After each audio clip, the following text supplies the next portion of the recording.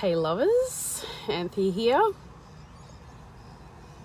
Happy Wednesday or Tuesday night, wherever in the world you may be.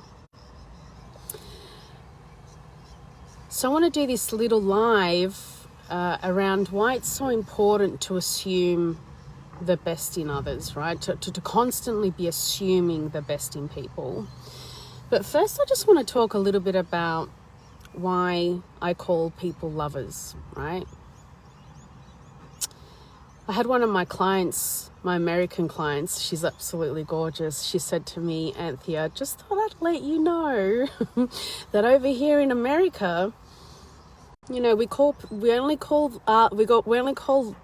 people lovers if there are actual lovers, there are romantic partners. And I proceeded to explain to her that the reason why I call people lovers is because I believe we're all lovers at heart. I believe that the inherent nature of people is good, right? That people are good.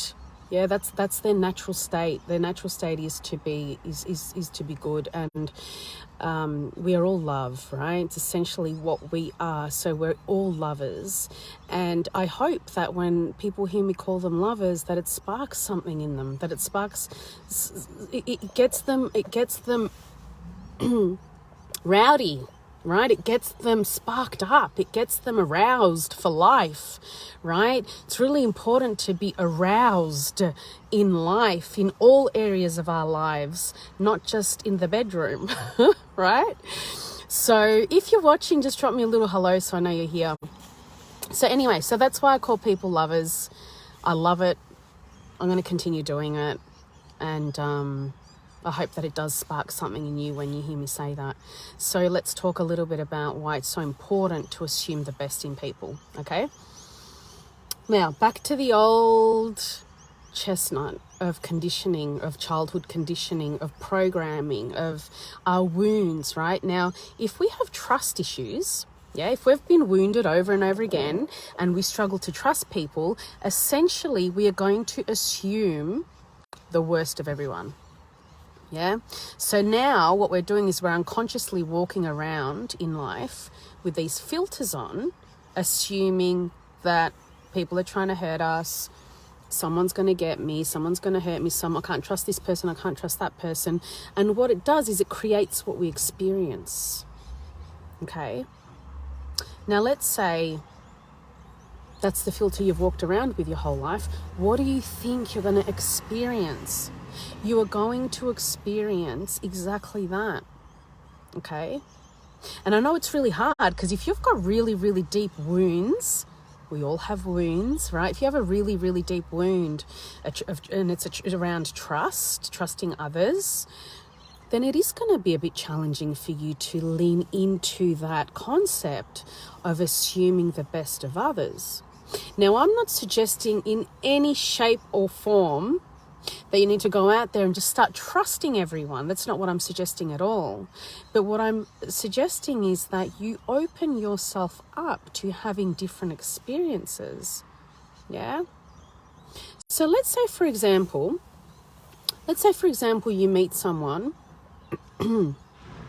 and you know, and you let's say you're dating someone, okay? Let's say you're dating someone and you really like them and everything's going great. And then at some point, inevitably in every relationship, at some point, someone gets triggered and then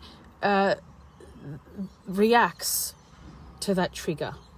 Now, in that moment of being triggered and reacting, what you've actually essentially done, it's like you've opened up this portal for a younger part of you to step out of that wound and step into you and to react.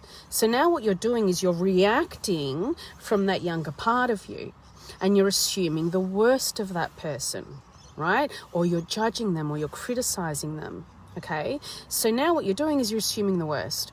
See, I knew they were going to be like that. See, I knew I couldn't trust them. See, I knew this and I knew that. But you're operating from your wounds now. You're not actually operating from the present moment, from your adult self. So in that moment, what would be a really empowering thing for you to do is actually, instead of judging and criticizing the other person for triggering you, is actually look at it as if, wow, why is this happening? Wow, I'm really triggered right now. What a great teacher this is for me to go within and look at a part of me that needs a little bit of nurturing, a little bit of love, a little bit of maturity. Yeah? Because essentially everyone is our teacher. Everyone is our mirror.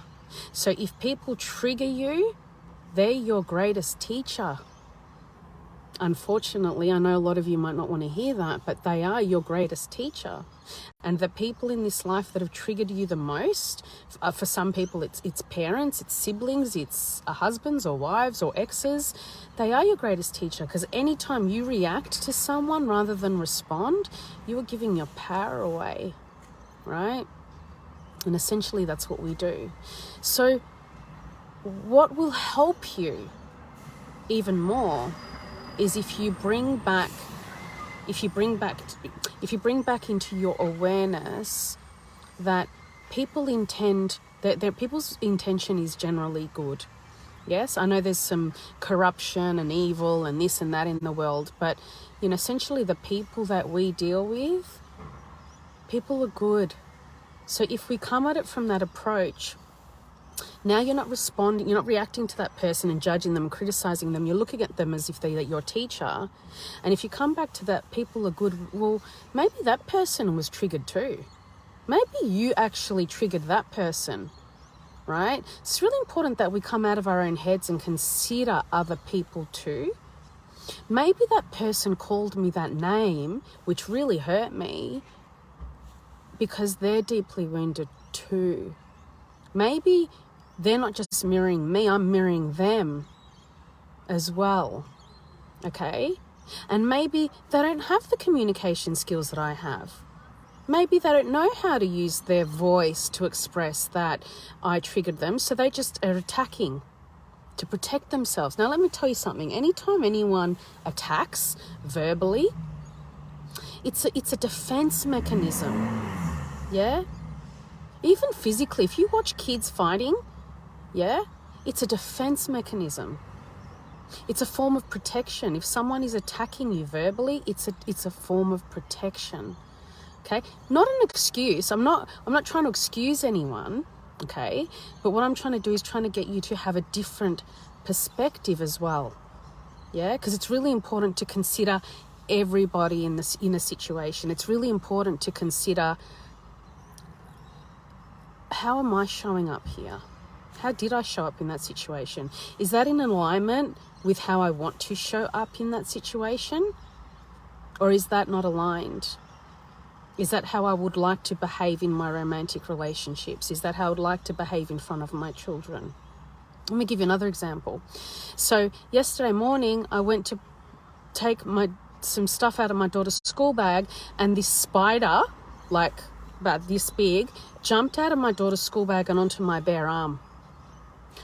And my children were right there watching me, and I panicked. I went, ah! Ah! And after I finished doing the hokey pokey and turning around and flipping out, the spider was still on my arm. And I went, and he jumped off, right? And then I stepped on him. And I felt so horrible in that moment that I killed him, right? Because I was like, oh my God, what have I just done? And I looked at my children, and my children were like, they were like in a state of shock, right? Now I went into my wound because I have a fear of spiders from things that happened to me when I was little. So in that place, I'm not thinking from my logical mind. I could have literally opened the door, gone outside and flicked him off. Yeah? But I didn't. I couldn't, because I was in my wound in that moment. And then I went, oh, thank you, universe, for sending me this amazing message of transformation that's coming for me. And spider, I'm so sorry that I killed you. And my kids were watching. They were watching. What do you do in situations like this? They're watching everything I do. And they were like, shock. And I go, guys, it's really not good to kill spiders, but if you can get them outside. So I was trying to recover how I showed up in that moment in front of my children. Yeah?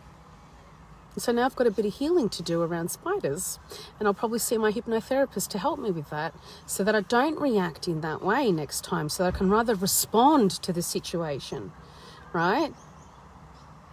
So it's really important to consider everyone in any situation and to look at every situation as an empowered person.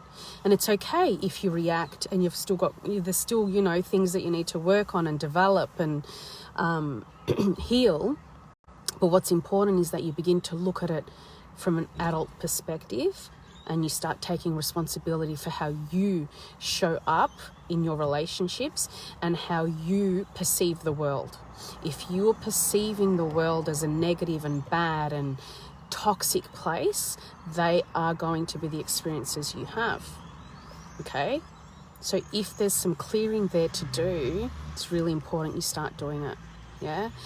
So this weekend, I'm starting a new program that can help you do just that. If you are ready to take more responsibility for your life, you've had enough of your own shit, you're sick and tired of having the same experiences, drop me a comment below or send me a message and I'll send you details for the program. Otherwise, thanks for watching. I hope you guys have a beautiful day, morning or night, wherever in the world you may be.